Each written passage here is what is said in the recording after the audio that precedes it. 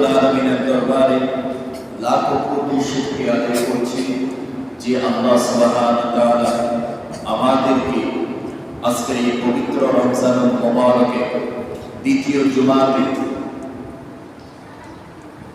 রব্বে কাবার মালিক আল্লাহ 10 মাস 10 সন্তানগুলোকে বাছাই করে আমরা যারা নিয়ত করেছি জুমার নামাজ আদায় করব, আল্লাহ সুবহানাহু ওয়া তাআলা দূর দূরান্ত থেকে আল্লাহ প্রিয় নেককার মাহবুব বান্দাদেরকে মাদ্রাসার তালিবুল ইলম, কোরআনে হাফেজ আলেম ভাইদেরকে দূর দূরান্ত থেকে আল্লাহ প্রেমিক নবী প্রেমিক আমার কলিজার টুকরা মুসলিম মুরব্বী বাবাদেরকে এবং যুবক ভাইদেরকে আল্লাহ সুবহানাহু ওয়া তাআলা আমি গুনাহগারদের সহ আল্লাহ রাব্বুল আলামিন আল্লাহ প্রিয় বাইতুল্লাহ মাসখার ওমান জামে মসজিদ মসজিদুল কুবা জামে মসজিদে আল্লাহ সুবহানাহু ওয়া তাআলা আমাদেরকে আসার তৌফিক দান করেছেন। এই জন্য আমরা সবাই অন্তরস্থল থেকে সবাই শুকরিয়া আদায় করছি আলহামদুলিল্লাহ। আরো জোরে শুকরিয়া আদায় করছি আলহামদুলিল্লাহ। রব্বানা লাকাল হামদ হামদান কাসীরান তাইয়িবান মুবারাকান ফি। প্রশংসা করলাম কার? আল্লাহ। মহান রব্বুল আলামিনের দরবারে আমরা প্রশংসা করেছি। সম্মানিত আমার প্রিয় উপস্থিতি, আমার মুসল্লিয়ানে কেরাম, সময় তো তার গতিতে চলে যাচ্ছে। রহমতের প্রথম 10 দিন আমাদের মাঝে আছে না বিদায় নিয়ে গেছে? বিদায় নিয়ে গেছে। এখন মাগফিরাত চলছে। মাগফিরাতের আজকে তৃতীয় দিন। তাহলে রহমত 10 দিন আমাদের মাঝ থেকে বিদায় নিয়ে যাচ্ছে। এখন খুঁজি কে কতটুকু জমাইছেন, কে কতটুকু সংগ্রহ করছেন, এটা আপনি জানেন আর আল্লাহ জানেন। ঠিক কিনা বলুন? কে কতটুকু জমাইছেন? এই গত 2 দিন আগে নারায়ণগঞ্জ না জানে কোন জায়গায় একজন ইমাম সাহেব তারাবির নামাজ পড়ানোর অবস্থায়, হ্যাঁ নারায়ণগঞ্জ একজন ইমাম সাহেব, দেখেন কত সুনসিব, কপাল কত ভালো, ভাগ্য কত ভালো। আপনি দেখেন মরবে সোজা জান্নাতে, সুবহানাল্লাহ। আরে বান্দার যদি গুনাহ থাকে তারপর আল্লাহ তাআলা আযাব দিবে না, এটা আল্লাহর রাসূলের কথা, সুবহানাল্লাহ। আর সে কোথায় মারা গিয়েছে? মারা গেছে কোথায়? আল্লাহর ঘরে। মারা গেছে কোন অবস্থায়? সিজদারত অবস্থায়। আল্লাহু আকবার, আল্লাহু আকবার। কিছু কিছু মানুষকে আল্লাহ তাআলা সে হাদিয়াত চায় না, এই জন্য আমরা তার হাদিয়াত দেই। ঠিক কিনা বলেন? আপনি একটা জিনিস বোঝেন বাবা, খাবার খাইতে গেলে আমার পরিশ্রম করতে হয়, খাবারের কাছে যেতে হয়। বিদেশ যেতে গেলে আমাকে পাসপোর্ট করতে হয়, মেডিকেল করতে হয়, কত কিছু, কত সমস্যাকে সমাধান করতে হয়। গিয়ে বিদেশ গিয়ে তারপরে কি পরিমাণ পরিশ্রম। এমন লোক আছে যে বিদেশে গিয়ে আপনার মানে কি বলবো, এটা তাদেরকে প্রবাসী যারা আছে তাদেরকে অসম্মান করার জন্য নয়। এমনও প্রবাসী আছে যে তারা টয়লেট পর্যন্ত পরিষ্কারের কাজ করে। ঠিক কিনা বলেন? কিন্তু প্রবাসীদেরকে এটা লজ্জা দেওয়ার জন্য না, এক্সাম্পল তাদেরকে বোঝানোর জন্য বলছি যে প্রবাসীরা বিদেশে কি পরিমাণ কষ্ট করে। মানে টাকার বিনিময় তারা কি পরিমাণ পরিশ্রম করে। মরুভূমির মধ্যে, উত্তপ্ত মরুভূমির মধ্যে তারা 12 ঘন্টা 24 ঘন্টা কাজ করে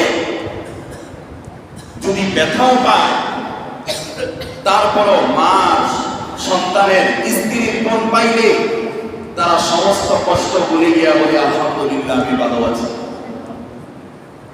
দেখেন দুনিয়া, সামান্য দুনিয়া কামাই করার জন্য যদি বান্দা এক দেশ থেকে অপর দেশে যেতে পারে, অথচ বান্দা আল্লাহর হাদিয়াত পাওয়ার জন্য রমজান মাসেও মসজিদে বান্দা আসতে চায় না। ঠিক কিনা? এই রমজানের মধ্যে আল্লাহ তাআলা শয়তানকে শিকলবদ্ধ করেছেন, কিন্তু মানুষ পরিবর্তন নাই। কারণ কি জানেন? 11 মাস শয়তানের টোকায় ঘুরিয়া 1 মাস তো এমনি চলে যায়। এই শয়তানের 11 মাসের টোকায় 1 মাস এটার বরকতে যায়। আজকে হয়তো রমজান মাস দেখেন আরেক জায়গার মধ্যে একটা ছেলে তারাবির নামাজের জন্য মসজিদে যাচ্ছে, তাকে হত্যা করে ক্ষেতের মধ্যে বাড়ি গেছে। পাইছেন না? 8 বছরের বাচ্চা আসিয়া মারা গেছে না? আল্লাহর কাছে আমরা কি জবাব দেব? মুসলমান, আমাদের কাছে ছোট ছোট বাচ্চাগুলো পর্যন্ত এই দেশে নিরাপদ না। এই রমজানের রহমতের মাসে, বরকতের মাসে, কোরআন নাজিলের মাসে ছোট বেকুনা মাসুম বাচ্চারা পর্যন্ত মানুষ জানোয়ারের কাছে নিরাপদ নাই। তাও কি ভিন্ন কোনো ব্যক্তি নয়, নিজের দুলাভাই এবং নিজের দুলাভাইয়ের বাবা 8 বছরের মেয়েকে দর্শন করে দুনিয়া থেকে বিদায় করে দিয়েছে। রমজান মাসে গতকালকে মারা মেয়েটা মারা গেছে না? হ্যাঁ, গতকালকে মারা গেছে। পুরো পৃথিবী, পুরো বাংলাদেশ জাগ্রত হয়ে গেছে, মানুষ আন্দোলনে নেমে গেছে। কোরআনের আইন যদি এই বাংলাদেশের মধ্যে থাকত, কোরআনের শাসন যদি এই সোনার বাংলাদেশে থাকত, এই বাংলার জমিনে কোন দর্শক বুক খুলে বাংলার জমিনে চলাফেরা করবে, যদি কোরআনের আইন থাকতো এতদিন পর্যন্ত তারা বেঁচে থাকতে পারত না। ঠিক কিনা জোরে বলেন? তারা বেঁচে থাকতে পারত না। দৈনিক দর্শন, খুন, রাহাজারি, মারামারি, টেন্ডারবাজি, চাঁদাবাজি, বিভিন্ন জায়গায় পুরুষ মানুষগুলো তারাবির নামাজে যায়, ওই মানুষ জানোয়ার গুলো ওই মহিলাদের ঘরের মধ্যে গিয়ে হামলা চালায় তারাবির সময়। কারণ ওই সময় পুরুষ মানুষ থাকে না মসজিদে নামাজ পড়তে অবস্থায়। বিভিন্ন জায়গায় এমন খবর আছে, এমন দিন যাচ্ছে রমজান মাস, রহমতের মাস, ওরে ভাই রমজান মাসে গতকালকে মাগরিবের সময় সিলেটে এমন শিলা বৃষ্টি, এত পরিমাণে শিলা বৃষ্টি, গজব তো আসার কথা না, রহমতের মাস গজব কেন আসে? আল্লাহ তাআলা বলেন যহরাল ফাসাদু ফিল বাররি ওয়াল বাহর বিমা কাসাবাত আইদিন নাস। আরে বান্দা, জলস্থলে যত গজব আছে এগুলো সব তোমাদের হাতের কামাই, তোমরা এগুলো টেনে আনতেছো। আমি আল্লাহ তোমাদেরকে গজব দিয়ে ধ্বংস করার জন্য তোমাদেরকে বানাই নাই, তোমাদেরকে দুনিয়ায় পাঠাই নাই। দেখেন না, এই যে আসিয়া কাতরাইতে কাতরাইতে আইসিইউ থেকে এসে বিদায় নিল। শুধু একজন আসিয়া না, হাজার হাজার এরকম কন্যা সন্তান, হাজার হাজার মা বোনদের ইজ্জত নিয়ে ওই মানুষ রূপী হাইওয়ান জানোয়ার গুলো মা বোনদের ইজ্জত নিয়ে টানাটানি করে। এই জন্য সমস্ত যুবকদেরকে সতর্ক করব, যারা দর্শনকারী, যারা জিনাকারী, তাদের পৃথিবীতে এই জমিনের মধ্যে বেঁচে থাকার কোনো অধিকার নাই। ঠিক কিনা জোরে বলেন? তাদেরকে অবিলম্বে ইসলামের যে শাস্তি, মৃত্যুদণ্ড, এই মৃত্যুদণ্ড তাদেরকে দিতে হবে। সমস্ত মানুষের সামনে একজন এই জেনাকারকে যদি, দর্শনকারীকে যদি লটকাইয়া দাও, পাথর মারো, বেতাকাত করে তাকে যদি হত্যা করা হয়, পুলিশ দিয়া, রেপ দিয়া, কোবরা দিয়া পাহারা দেওয়া থাকবে না। চুরি করলে যদি হাত কাটে ফেলা হয়, পুলিশ, রেপ আর সিসি ক্যামেরা রাখবে না। সোনার বাংলাদেশ এমনিতেই ঠিক হয়ে যাবে। ঠিক কিনা জোরে বলে?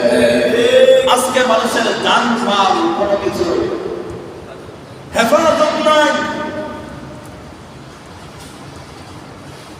মসজিদে আইসা চুরি করে মুসল্লি ছেড়ে জুতা নিয়ে যায় না, হয়নি ঘটনা?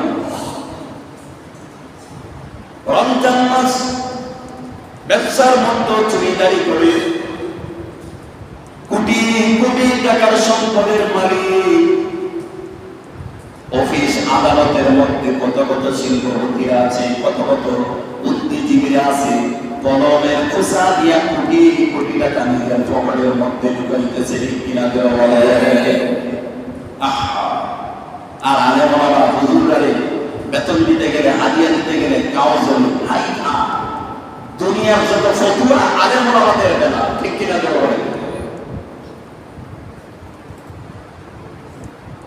গত জুমায় বলেছিলাম, এই শিল্পপতি তুমি যাকাত আদায় করো না, মানুষকে দেখাবার জন্য তুমি উমরা করতে যাও, তোমার পাশের মানুষগুলো না খেয়ে ইফতার, না খেয়ে রোজা রাখতেছে, ইফতার নাই, ইফতারি করার জন্য কাল কিয়ামতের ময়দানে তুমি হাজির হিসাব আল্লাহর কাঠগড়ায় দাঁড়াইয়া যাইবা। আল্লাহর কাঠগড়ায় তোমারে দাঁড়াইতে হইব। রোজা রাখা সোজা, জান্নাতে যাইবেন এত সোজা? হ্যাঁ, নবীজির হাদিস, প্রকৃত মুমিন ওই ব্যক্তি যার হাত মুখ দ্বারা অপর মুসলমান নিরাপদ থাকে, সে হলো প্রকৃত মুমিন। আজকে দেখেন রোজা রাখতেছি, অথচ জবানের দ্বারা, হাত দ্বারা, মুখের দ্বারা আমরা কত কত আল্লাহর প্রিয় বান্দাদেরকে আমরা কষ্ট দিতেছি, ঠিক কিনা বলে? কত মানুষকে আমরা কষ্ট দিচ্ছি। ওয়াকিমুস সালাতা ওয়া আতুজ যাকাত, আল্লাহ তাআলা পবিত্র কোরআনুল কারীমে বারবার আল্লাহ তাআলা যেখানে নামাজের কথা বলেছেন, যেখানে যাকাতের কথা বলেছেন, নামাজ পড়া যেমন ফরজ, বান্দা তোমার সম্পদ দিয়েছি, যাকাত আদায় করো তোমার জন্য কি? সবাই বলেন কি? ফরজ। অথচ কত টাকাওয়ালা শিল্পপতি আছে দেখেন, মাত্র কয়েকটা লুঙ্গি আর শাড়ি দিয়ে, সেমাই পটলা, চিনির পটলা দিয়ে যাকাত শেষ।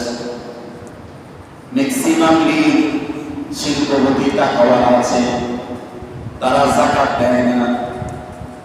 নবী করিম সাল্লাল্লাহু আলাইহি ওয়াসাল্লাম হাদিসের মধ্যে বলেন, কিয়ামতের ময়দানে যারা যাকাত দেনওয়ালা ছিল, যারা যাকাত দেন, আল্লাহ তাআলা তাদেরকে ডাক দিবেন, দিয়ে বলবেন, তোমরা কি যাকাত আদায় করেছিলে বান্দা? ওই সময় হাসরের ময়দানে বান্দা তারা কে যাবে? ফেরেশতাদেরকে বলবে, ফেরেশতারা ধর ওই জালিমগুলোর ধর, জাহান্নামের মধ্যে নিক্ষেপ কর, তার যে স্বর্ণ মুদ্রা আছে এগুলো গলায়া তার কপালের মধ্যে, কোমরের মধ্যে, পিঠের মধ্যে এগুলো সেক দাও। এবং যাকাতের যে সম্পদগুলো তারা আদায় করে নেন, আল্লাহ তাআলা এই যাকাতগুলোকে এক একটা বিষধর সাপ বানাবে, কোমরের মধ্যে ওই ব্যক্তির গলার মধ্যে পেঁচাইবে, আর সামনে সামনে দংশন করতে থাকবে, আর বলবে, ওই সাপ বলবে, আমি তোমার সম্পদ, আমি তোমার সম্পদ। আজকে দেখেন অট্টালিকা বাড়ি বানায়া বানায়া পালায়া রাখছে, 3টা 4টা বাড়ির মালিক, অথচ গরিব মনে করে না, গরিবের হক যেটাইটা আদায় করে না। বাবার এটা তোমার না, এই হকটা হলো গরিবের, এটা তোমার আদায় করতে হবে। ঘোষণা আল্লাহ বলেন, ওয়া করিদুল্লাহ করাদান হাসানা, বান্দা তুমি যখন আমার কোন মুমিন গরিব বান্দার কাছে যাকাত, ফিতরা, দান, সদকা বুঝিয়ে দিবা, এটা আমার বান্দাকে দিলা না, স্বয়ং আমি আল্লাহকে তোমরা দান করলা। জোরে বলেন সুবহানাল্লাহ। ওরে দেন নাই, দিছেন কারে? আল্লাহকে দেওয়া হয়েছে। ওয়া আতুল্লাহ করদান হাসানা, আল্লাহ বলেন আমাকে কর্জে হাসানা দাও। আল্লাহ সবচেয়ে বড় ধনী,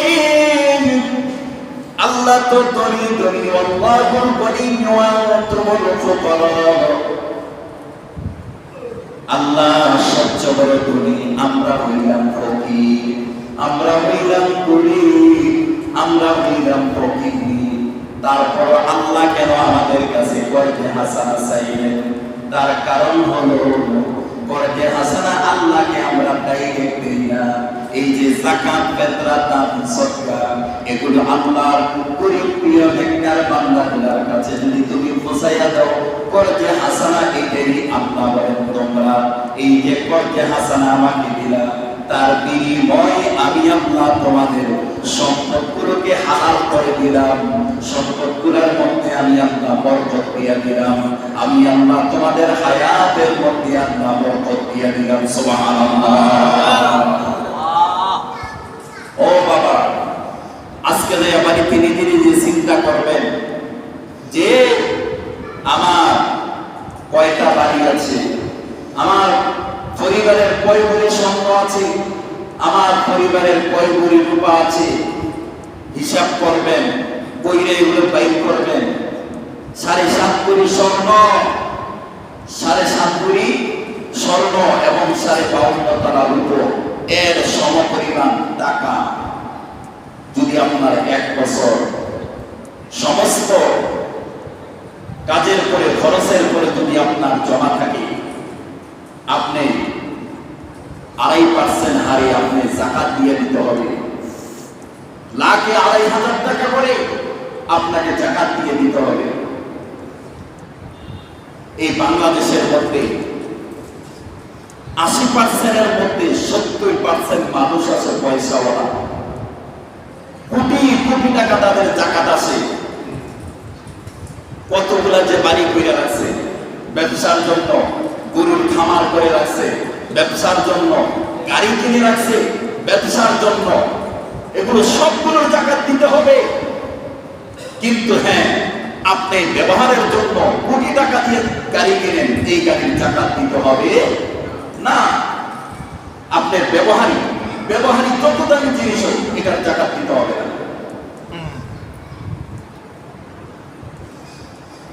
আজকে দেখেন ব্যাংকের মধ্যে কোটি কোটি লক্ষ লক্ষ টাকা ডিপিএস করে রেখেছে, সামান্য 10,000 20,000 টাকা দিয়ে দেয়, আর বাকিরা দেয় না। 1 টাকা যদি আপনার থাকে যাকাতের, এই টাকাটা আপনার জন্য এটা গরিবের হক, তাকে দিতে হবে।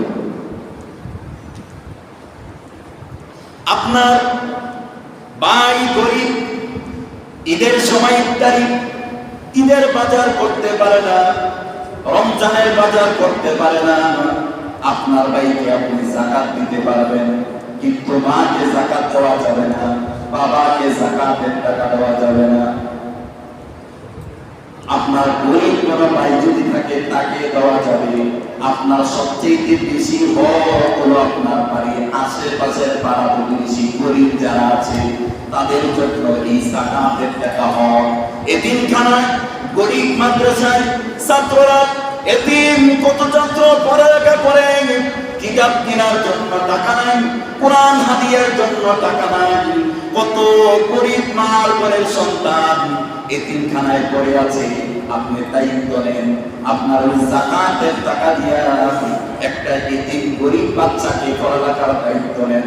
আল্লাহর কসম করে বলি, এই সন্তানকে আলেম যদি বানাইয়া দিতে পারো, আল্লাহ তাআলা এক বছরে আল্লাহ তোমারে মাফ করে দিতে পারে। সুবহানাল্লাহ।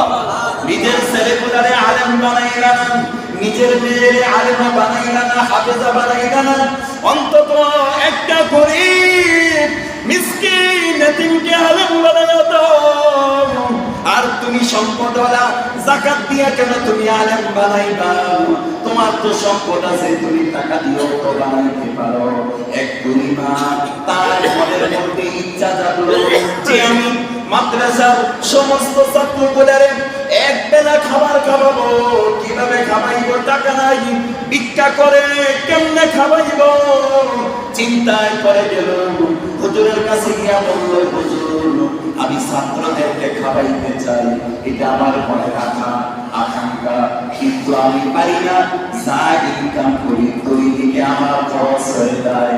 ওই হুজুর বললেন, মা 2 কেজি লবণ নিয়ে আসো, 2 কেজি লবণ নিয়ে আসো, 2 কেজি লবণ।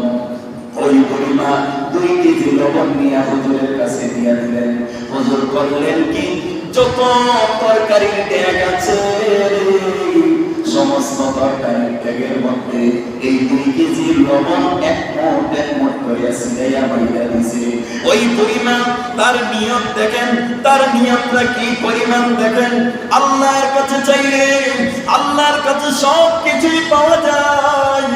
আল্লাহর কাছে চাইলে, মানুষকে দান করলে, মানুষকে খাওয়াইলে কোটি টাকা লাগে না, কোটি টাকা লাগে না।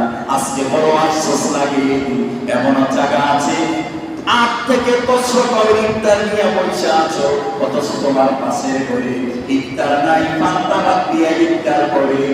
অথচ এমন জায়গা আছে, এমন মাদ্রাসা আছে, খবর নিলা না। তোমার বাড়ির পাশের মাদ্রাসা, এদিন ছাত্রগুলা বোট নিয়ে শুধু মুড়ি নিয়ে বসে রয়েছে, তাদেরকে তুমি একবেলা ইফতার করাইতে পারলা না। দুনিয়ার থেকে 10 রকমের ইফতার দিয়ে ইফতার করলা। আমার আল্লাহ কয়, তোমার ইফতার আমি আল্লাহ কবুল করলাম না। তুমি 10 রকমের ইফতার দিয়ে ইফতার করো, তুমি শিল্পপতি পয়সাওয়ালা, আর তোমার পাশে মাদ্রাসা, তোমার পাশে এতিম, তোমার পাশে গরিব, তুমি তার ইফতার দিলা না। আল্লাহ কান করে দাঁড়াই গেল। নবী করিম সাল্লাল্লাহু আলাইহি ওয়াসাল্লাম বলেন, যেই ব্যক্তি রোজাদারকে খাওয়াবে, রোজাদারকে ইফতার করাবে, কিয়ামতের ময়দানে মানুষ সূর্য যখন আদাত উপরে চলে আসবে, মানুষ পিপাসায় যখন কাতর হয়ে যাবে, আল্লাহর রাসূল বলেন, ওই হাসরের ময়দানে আমার রোজাদার যারা রোজাদারকে ইফতার করাইছে, খাওয়াইছে, আমি রাসূল আমার নিজের হাত মোবারকে ওই রোজাদারদেরকে হাউজে কাউসার পান করাইব। সুবহানাল্লাহ। এই হাউজে কাউসার যদি কেউ একবার পান করে, জান্নাতে যাওয়ার পর্যন্ত তার আর পিপাসিত হবে না। আল্লাহু আকবার বলবেন না? ওই পরিমাণ 2 কেজি লবণ হাজার হাজার ছাত্রের তরকারি ট্যাগের মধ্যে হুজুর দিয়া দিলেন। আর এই তরকারি 7 থেকে 8,000 ছাত্র, যতগুলা মানুষ, যতগুলা তালুন আলেম এই তরকারিটা খাইছে, ওই মহিলার টাকায় দেওয়া লবণ প্রত্যেকটা আলেমের পেটের মধ্যে প্রবেশ করেছে। আপনি চিন্তা করছেন কি চিন্তা ভাবনা তাদের? মদিনার ইহুদি মহিলা শুনছেন যে যাকাত দিলে সম্পদ হেফাজত করেন কে? আল্লাহ। কথা বলেন না কে? আল্লাহ। আল্লাহ শুনেছেন কার মুখে? মুহাম্মদুর রাসূলুল্লাহ সাল্লাল্লাহু আলাইহি ওয়াসাল্লামের জবান মোবারকে শুনেছেন। এই জন্য ইহুদি মহিলা সম্পদ হিসাব কইরা 2.5% হারে সমস্ত টাকা, যাকাতের টাকাগুলো বাহির করে যাকাত দিয়া দিয়েছে। মদিনার ইহুদিরা বলতেছে, মহিলা তুমি কি মুসলমান হয়ে গেলে নাকি? তুমি কি ইমানদার হয়ে গেলে? তুমি কি আব্দুল্লাহর বেটা মুহাম্মদের ধর্ম কি তুমি গ্রহণ করেছ? ইহুদি মহিলা করেন না, গ্রহণ করি নাই।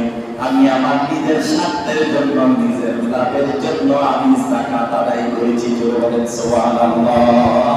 ইহুদি মহিলা নবীর জবান মোবারক শুনছে। মসজিদে নববীতে নবীজি আলোচনা করছেন, ওয়াজ করতেছেন, সাহাবীদেরকে যাকাতের ফজিলত সম্পর্কে আলোচনা করতেছেন। ইহুদি মহিলা শোনার পরে তার সম্পদগুলোর হিসাব কইরা উনি লাখে 2,500 টাকা করে উনি যাকাত দিয়ে দিলেন। ওই বছরই ওনার ব্যবসার একটা ওটের কাফেলা সিরিয়া থেকে মদিনায় আসতেছে। মানে ওই মহিলার টার্গেট হলো, কারণ ওই সময় মরুভূমিতে ডাকাতরা ডাকাতি করে সমস্ত ব্যবসায়ীদের সমস্ত সম্পদ নিয়ে যাইত, ওট ডাকাতি করে নিয়ে যাইত। তো উনি শুনছেন নবীজির জবান মোবারকে যে তুমি যদি সম্পদের যাকাত আদায় করো, এই সম্পদ হেফাজত করবে কে? আল্লাহ। আল্লাহ হেফাজত করবে। তো ইহুদি মহিলা নিজের লাভ সম্পদের যদি যাকাত আদায় করি তাইলে তো অবশ্যই মুহাম্মাদের আল্লাহ আমার সম্পদ হেফাজত করবো। সে বিশ্বাস করছে, সুবহানাল্লাহ বলেন না, বিশ্বাস করছে, করে সে যাকাত আদায় করলো। করার পরে এবার ওনার ওই যে ওদের কাফেলা 100 সিরিয়া থেকে মদিনায় আসতেছে। ওই মহিলা, উনি বিশিষ্ট ব্যবসায়ী ছিলেন, ওই ইহুদি মহিলা। যেই রাস্তা দিয়ে আসতেছে ওই রাস্তায় ডাকাত আক্রমণ করেছে। যত ব্যবসায়ী কাফেলা মদিনায় আসতেছে সবগুলাকে ডাকাত আক্রমণ করেছে, কিতাবের ঘটনা। কিন্তু ওই যে মহিলা, ওনার যে কাফেলা, ব্যবসার কাফেলা, ওই কাফেলার মধ্যে 100 উট ছিল। সামনে একটা উট যেদিকে যায় বাকি 99টা ওই দিকে যায়, মদিনার দিকে আসতেছে। হঠাৎ করে সামনের যে প্রথম উট, যেটা পাথরের সাথে বাড়ি খাইয়া পায়ের মধ্যে এমন ভাবে আঘাত পেয়েছে, সাথে সাথে প্রথম উটটা বসে গেছে, বাকি 99টা উট সিরিয়ালে বসে গেছে। অনেক দূরে। আর ওই দিক দিয়ে সমস্ত ব্যবসায়িক কাফেলাকে ডাকাই আক্রমণ করে সব লুণ্ঠন কইরা সব দিয়া রেখেছে। আর মানুষ ব্যবসায়ীরা খালিয়াতে মদিনায় আসতেছে কান্না করতে করতে।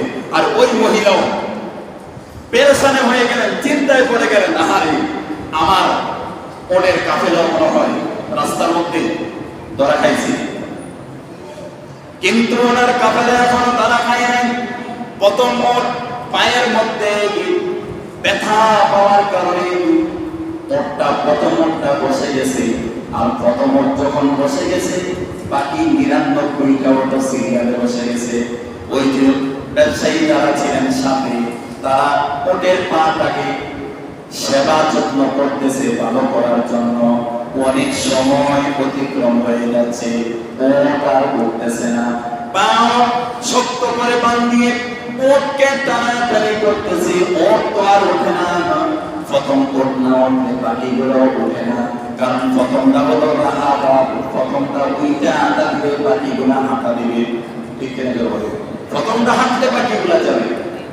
অনেকক্ষণ পরে যখন ডাকাতি শেষ, বাকি কাফেলাগুলো ডাকাতি করে ডাকাত চলে গেল। আল্লাহ কি মহিমা, প্রথম ওট যেটা ব্যথা পেয়েছিলেন এটাও করছে, বাকি 99টা করছে। সমস্ত যাদের সম্পদগুলো ডাকাইতের কবলে পড়েছিল সবাই মদিনায় এসে কান্নাকাটি করতেছে, আহারে আমাদের সম্পদ সব শেষ হয়ে গেল। ওই ইহুদি মহিলা রাস্তার দিকে তাকিয়ে আছে, উনি মনে করেছে আমার ওটের কাফেলা, আমার ব্যবসা সব শেষ। আজকে গিয়ে আব্দুল্লাহর বেটা মুহাম্মাদের কাছ থেকে আমি বাকি সব আদায় করব। জোরে বলেন নাউজুবিল্লাহ। কারণ সে নবীর কাছে শুনছে যে সম্পদের যাকাত দিলে হেফাজত করে কে? আল্লাহ। আল্লাহ। তো মনে করছে যেহেতু সবার গুলা ডাকাতি হয়েছে, তাই আমারটাও কিছে ডাকাতি হয়ে গেছে। কিন্তু আল্লাহ কি মহিমা, একটু পরে দেখা যায় হজের ওটের কাফেলা মদিনার দিকে আসতেছে। সুবহানাল্লাহ। আল্লাহু আকবার। 100টা ওট নিয়ে ওই যে ওটের কাফেলা লোকেরা ওরা আইসা ওই মহিলার সামনে হাজির। মহিলাটা আশ্চর্য হয়ে গেল, কি তোমরা যে রোডে আছো এই রোডেই তো ডাকাতি হইল। সমস্ত লোকেরা মদিনায় এসে কান্নাকাটি করতেছে। তখন ওই ওটের সাথে যারা ছিল এক ব্যক্তি বলল, এমনি এমনি এই ঘটনা করছে। আমাদের প্রথম যে ওটটা ছিল সে পাথরের সাথে বাড়ি খেয়া প্রথম পায়ের মধ্যে, ওটের প্রথম পাউডার মধ্যে ভীষণ ব্যথা পেয়েছে। কয়েক ঘন্টা চলে গিয়েছে, ওট থেকে দাঁড় করাইতে পারি না। পরে কোন রকম দাঁড় করাইয়া উঠে নিয়ে আসছে। ইহুদি মহিলা বলতেছে, আমার বিশ্বাস হয়েছে যে আব্দুল্লাহর বেটা মুহাম্মদের আল্লাহ আমার সম্পদগুলোরে হেফাজত করছে। কারণ যদি হেফাজত না করতো অটো আর পাথরের লোকে ব্যথা পাইতো না, এখানেও আর 4-5 ঘন্টা দেরি হইতো না, আমার ওটগুলা কিন্তু ধরা খাইতো। তখন বলতেছেন এই যে পায়ের মধ্যে ব্যথা পাইছি, আমি তো মনে করেছিলাম আমার সম্পদ সংগ্রহ করা হয়ে গেছে, নিয়ত করেছিলাম আব্দুল্লাহর বেটা মুহাম্মদকে ধরবো, কিন্তু না, জীবনে কোনোদিন আব্দুল্লাহর বেটা মুহাম্মদ কোনোদিন মিথ্যা বলে নাই। আমার বিশ্বাস হয়ে গেছে ওদের নবীজি যখন বলেছে যে ইমান না নিয়ে মারা গেলে জাহান্নামে যাইতে হবে, আর ইমান নিয়ে মারা গেলে জান্নাতে যাইতে হবে, আমার এই ঘটনা থেকে আমি বুঝতে পারছি আমি এই মুহূর্তে আমি রাসূলের দরবারে গিয়া কালিমা পড়িয়া মুসলমান হয়ে যাব। সুবহানাল্লাহ। ওই মহিলা সাথে সাথে ইমান এনে মুসলমান হয়ে গেছে। আল্লাহু আকবার। সম্মানিত উপস্থিতি, আমার মুসলিয়ানে কেরাম, এই ঘটনাটা বলার অর্থ হলো যে এটা রমজান মাস, আমরা সচরাচর যাকাতটা এক রমজান থেকে আরেক রমজানে দিয়ে থাকি, আর সদকাতুল ফিতর এটা এবার ইসলামিক ফাউন্ডেশন থেকে সর্বনিম্ন নিচে হলো 110 টাকা আর উপরে হলো 2805 টাকা, মানে 2800 টাকা আর কি সদকাতুল ফিতর। আর ফিতর কেন দিই আমরা? ফিতরাটা কেন আদায় করি? ফিতরা এই যে আমরা রমজানে রোজা রাখি, যদি আমাদের এই রোজার মধ্যে কোনো ঘাটতি থাকে, এই ফিতরাটা যদি আমরা আদায় করি, আল্লাহ তাআলা এই ঘাটতিটা পূরণ করে দিবেন। সুবহানাল্লাহ, সুবহানাল্লাহ। এই জন্য জনপ্রতি সর্বনিম্ন হলো 110 টাকা। কত? 110। আর এগুলা কারে দিবেন? বন্ধু বান্ধবের নাকি কারে দিবেন? কোরআনের মধ্যে আছে যে 7 ব্যক্তিকে দেওয়া যায়, এর মধ্যে হলো ফকির, মিসকিন, আমিলিন, এরপরে যারা জিহাদের ময়দানে যুদ্ধ করতেছে, এবং এতিমখানা, নীলাবড়ি, এতিম মিসকিন, এরকম অনেক জায়গা আছে। কিন্তু আমরা করি কি, এমন কতগুলো ফকিরকে আমরা টাকা দিই যে ফকির হ্যাঁ নিজে অনেক টাকার মালিক। বিশ্বাস হচ্ছে না আপনার? অনেক ফকির আছে পেশাদার ফকির, মানে তার অভ্যাসীরা আপনি কল্পনা করতে না, টাকা বাড়ি আছে, এর মেয়ে কলেজে পড়ে, গাড়ি দিয়ে আইয়া ভিক্ষা করে, সকালবেলা নামাই দিয়া যায়, বিকেলবেলা আবার গাড়ি দিয়ে বাসার যায়। আমি তো মনে করছি ওই যে দেখবেন ইউটিউবার আছে, কতগুলা দেখবেন এরা এমন ভাবে হাত পাও বাঁধে, মনে করছে যে অর্ধেক নাই, অথচ কিন্তু ফাও কিন্তু বাইন্দা দেনা দিয়া, রশি দিয়া, বস্তা দিয়া, ফেঁসাইয়া, আর এমন একটা বাপ ধরে মানে যখন একটু করে হ্যাঁ মারা দেবো, অথচ কিন্তু ফুল সুস্থ। ঠিক কিনা বলে? ফুল সুস্থ। আমাদের যুব সমাজ আলহামদুলিল্লাহ কিছু ইউটিউবার আছে এরকম ভালো ভালো জিনিসগুলো তারা উড়াইয়া ধরে। আর কতগুলো বজ্জাত ইউটিউবার আছে দুনিয়ার যত বাজে জিনিস বেরিয়ে নর্তকীদের নাচানাচি এই টিকটক বানাইয়া ভাইরাল করে, মানে সে তাড়াতাড়ি ভাইরাল হওয়ার জন্য, টাকা ইনকাম করার জন্য। ঠিক কিনা জোরে বলেন? আমার ঠিক কয় না? জোরে কণ্ঠে আন্দোলন হয়েছে নাই, অন্য জায়গায় আছে। অনেকে আছে মানে এরা জানে যে খারাপ জিনিস ভিডিওতে দিলে জনগণ খায় বেশি। ঠিক কিনা তো বলে? এটা খায় বেশি, এই জন্য এরা ঘুরে গেলে ঘুরে যেতে চায়। ভালো জিনিস দিবেন, দেরিতে ভাইরাল হোক সমস্যা নাই, ভালো জিনিস দিবেন, মানুষ দেখবে, সোয়াব হইব, আপনার দুনিয়াতে লাভবান হইবেন, আল্লাহর কাছে আর জাযা পাইবেন। ঠিক কিনা জোরে বলে? কিন্তু খারাপ জিনিস দিবেন, দুনিয়াতে আপনি ধ্বংস, পরকালে জাহান্নামের শেষা। কতগুলা ইউটিউবার আছে এগুলোর উপরে আল্লাহ লানত, হ্যাঁ বৌলিয়া ভিডিও করে। ঠিক কিনা জোরে বলেন? বৌলে ভিডিও করে, ব্লগ করে, ব্লগ বৌলে নিয়ে ব্লগ করে না, সে ভাইরাল হয়। সে এখন 3 মিলিয়ন, 4 মিলিয়ন, 5 মিলিয়ন। এই যে বউরে দেখাইয়া যে টাকা ইনকাম করলো, এই টাকাটা হালাল না হারাম? সবাই বলেন হালাল না হারাম? আমার স্ত্রী কি মানুষকে দেখাবার পণ্য? কি বলেন? দেখাবার পণ্য? হ্যাঁ, ঘুমায় কেমনে, বই কেমনে, খায় কেমনে, বললে মার্কেটে যায় কেমনে, এগুলো ছেড়ে এই ব্লগ করে। আল্লাহ এই সমস্ত যুবকগুলোরে আল্লাহ হেদায়েত দান করুক। সবাই বলেন আল্লাহুম্মা আমিন। কথাগুলো আসছে বলে ফেললাম, অনেক দেরি হয়ে গেছে।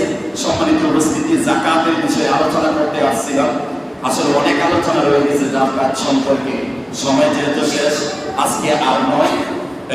আপনারা যাদের যাকাত আল্লাহ তৌফিক দিয়েছে, যাকাত দিবেন, সম্পদ দিয়েছি, আপনারা যদি না বোঝেন, প্রত্যেকটা মসজিদ ইমাম সাহেবের কাছ থেকে বুঝে নেবেন, বুঝে নিয়ে পরিপূর্ণভাবে যাকাতগুলো আদায় করবেন। আর আদায় করবেন আগে পার্শ্ববর্তী গ্রামের মধ্যে আপনার গরিব মিসকিন যারা আছে তাদেরকে দিবেন। এরপরে আপনার এতিমখানায় বিল্লা বোর্ডিং বিভিন্ন জায়গার মধ্যে দিবেন।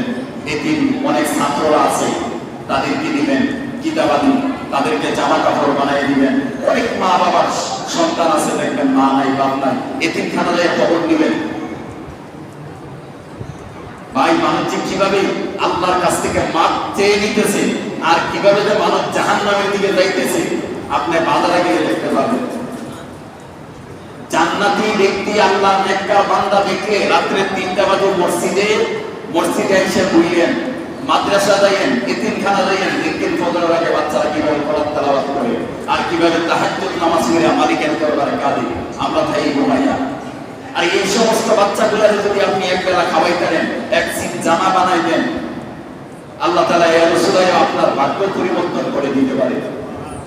আরেকটা জিনিস হলো আমাদের অনেকের সন্তানের জামা কাপড় থাকার পরও আমরা এই পর্যন্ত 3বার মার্কেট করে রয়েছি, এরকম আসেনি ভাই? কন্যাকে আসেনি? খবরদার ভাই, আল্লাহর কাছে হিসাব নিতে হবে। এমনও গরিব আছে, এমন মাদ্রাসার ছাত্র আছে তারা সিরা জামা কাপড় পরে মাদ্রাসায় যাবেন,